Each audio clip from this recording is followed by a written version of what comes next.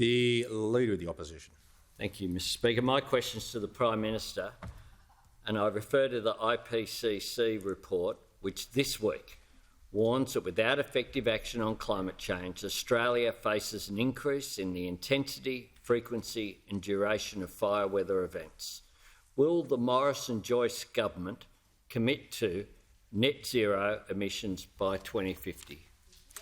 The Prime Minister has the call. Thank you, Mr Speaker. The Leader of the Opposition will be aware that it is the government's policy to achieve net zero as soon as possible and preferably by 2050, Mr Speaker. And, Mr Speaker, the IPCC report that was released and we commented on yesterday, Mr Speaker, is a very serious report. It's a report that affirms the position that the government has been taking to take action on climate change and to ensure that we continue to reduce emissions. Australia has reduced emissions by 20% on 2005. We have met and we have beaten our Kyoto targets, Mr Speaker. We will meet and we will beat our Paris commitments, Mr Speaker, for 2030. We will exceed those commitments, Mr Speaker, and I'll tell you why we will do that.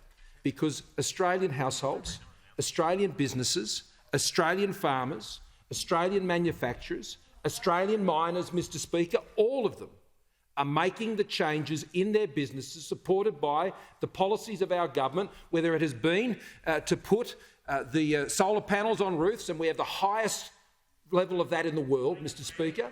It would be in rolling out renewable technologies, Mr Speaker, and investment, which is 8 times the global average, greater than the EU, Mr Speaker, greater than countries even like Germany. Mr Speaker, but what we also note, and why technology, not taxes, is so important, and, Mr Speaker, why commitments without plans is a danger, Mr Speaker. What's important, Mr Speaker, is that technology drive the changes that are needed. Technology drive the changes are needed, because I know, Mr Speaker, on this issue of net zero by 2050, the opposition has made an unqualified commitment.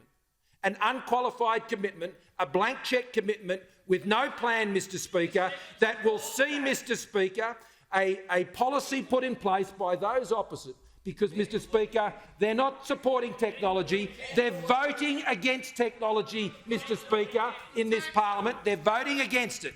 And if you're not going to back technology, there's only one thing you will back, Mr Speaker, and that is taxes. The Leader of the Opposition, the Labor Party, I should say, Mr Speaker, on this important policy issue, Mr Speaker, their policy has always been to tax their way to these commitments, Mr Speaker, not invest through technology to these commitments.